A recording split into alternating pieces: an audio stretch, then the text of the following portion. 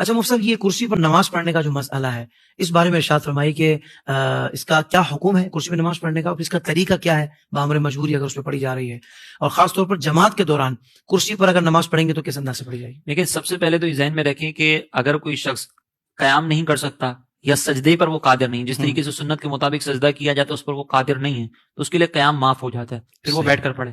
یعنی اس کی صورت یہ ہے کہ اگر مثال کے طور پر قیام کر سکتا ہے لیکن سجدہ نہیں کر سکتا تو بھی قیام ساقط ہے. اچھا، اس کے لیے بہتر یہ کہ وہ بیٹھ کر ہی نماز پڑھے. اچھا اب بیٹھنے میں افضلیت یہ ہے کہ وہ اگر نیچے بیٹھ سکتا ہے تو پھر نیچے ہی بیٹھے، زمین پر ہی، اور اگر نیچے نہیں بیٹھ سکتا تو پھر کرسی پر بیٹھنے کی اس کو اجازت ہوگی. تو یہ ایک تو تفصیل ہو گئی. دوسری بات یہ کہ اب اس میں نماز ادا کرنی کیسے ہے، تو اس میں پہلی تو جو ذہن میں بات رکھنے والی، محفوظ کرنے والی ضروری طور پر ہے، وہ یہ کہ سامنے کوئی ایسی چیز نہ ہو کہ اس کے اوپر سجدہ کیا جا رہا ہو. بعض مسجدوں کے اندر اس طرح کی آپ نے چیئرز دیکھی ہوں گی کہ جس میں سامنے کوئی تخت ہوتا ہے اور اس کے اوپر سجدہ کیا جاتا ہے، یا گھروں کے اندر اس طرح کی ہوتی ہے. تو یہ تختہ سامنے لگا ہوا نہیں ہونا چاہیے، اشارے سے ہی سجدہ کیا جائے گا. اور اس میں بھی جب اشارے سے سجدہ کر رہے ہیں نا تو یہ ہاتھ آگے نکالنے کی ضرورت نہیں ہے، بس آپ نے گھٹنوں پر ہاتھ رکھے ہیں، رکوع کے لیے تھوڑا سا جھکے اور سجدے کے لیے تھوڑا سا زیادہ جھک گئے. یہ ایک طریقہ کار ہے.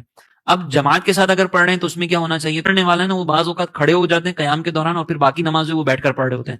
تو جماعت کے دوران اسپیشلی ان کو چاہیے کہ وہ بیٹھ جائیں تاکہ قطع صف نہ ہو.